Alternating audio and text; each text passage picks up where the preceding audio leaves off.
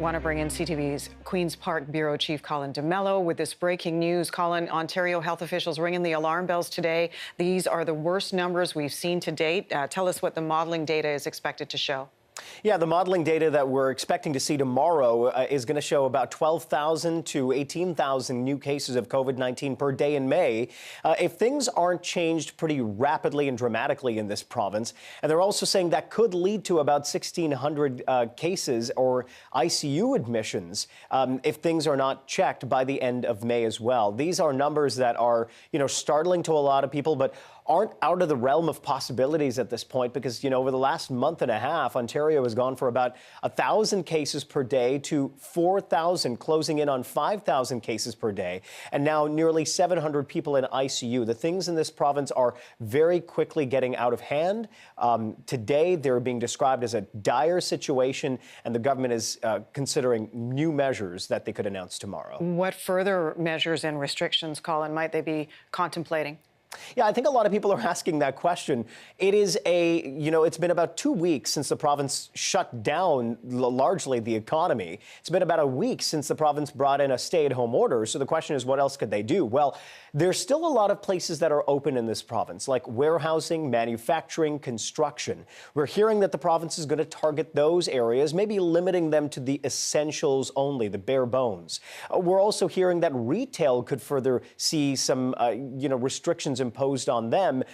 And they're also looking at targeting, people who are gathering in parks, who might be, seeing other people in houses with stepped up enforcement measures. We don't know what exactly it could be, but it could be more policing and more fines as a result. And the one thing we've been hearing pretty consistently is a curfew. The province has been considering a curfew now for months, ever since the second wave in January. But the thing about a curfew is they've been very reluctant, and they haven't really seen the need to use that instrument because it's a very blunt instrument that treats every part of the province exactly the same, whether you live in a downtown riding like Toronto or, more of a rural region in northern Ontario. So they're kind of a bit hesitant to do that. And now, Jennifer, they're also seeing, the riots that have been happening in Montreal, and they don't want to see that repeating here. Yeah.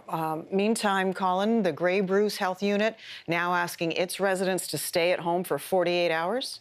Yeah, this is a symptom of the larger spread of COVID-19. So basically, they're seeing their contact tracing efforts basically collapse. They're overwhelmed by the number of cases that they're seeing, and it's becoming pretty difficult for them to be able to track down people and tell people you may have come in contact with COVID-19. So they're telling all of the residents in this region, pretend like you're COVID positive. Just assume that you have the virus and act accordingly. So stay at home, isolate, stay away from others, and don't see anybody for the next 48 hours. That will give them a little bit of a window to be able to catch up on that contact tracing and hopefully get to the right people who've actually come in contact with a COVID positive patient. Yeah, compliance, such a big issue, Colin. People really flouting the rules in some cases, and that needs to be addressed as well. And that's what we're seeing, anecdotally, even for myself. My drive into work a few months ago was about 20 minutes. Now it's about 30, closing in on 40 minutes. And every day you're seeing more cars in the highway, more traffic jams, more people walking about. The Solicitor General in this province is saying quite openly, people are defying the stay-at-home order. So now they have to kind of try to look at what else they can use to convince people, whether it's just by words or, through a fine, to stay at home, stay away from others, and to stay safe.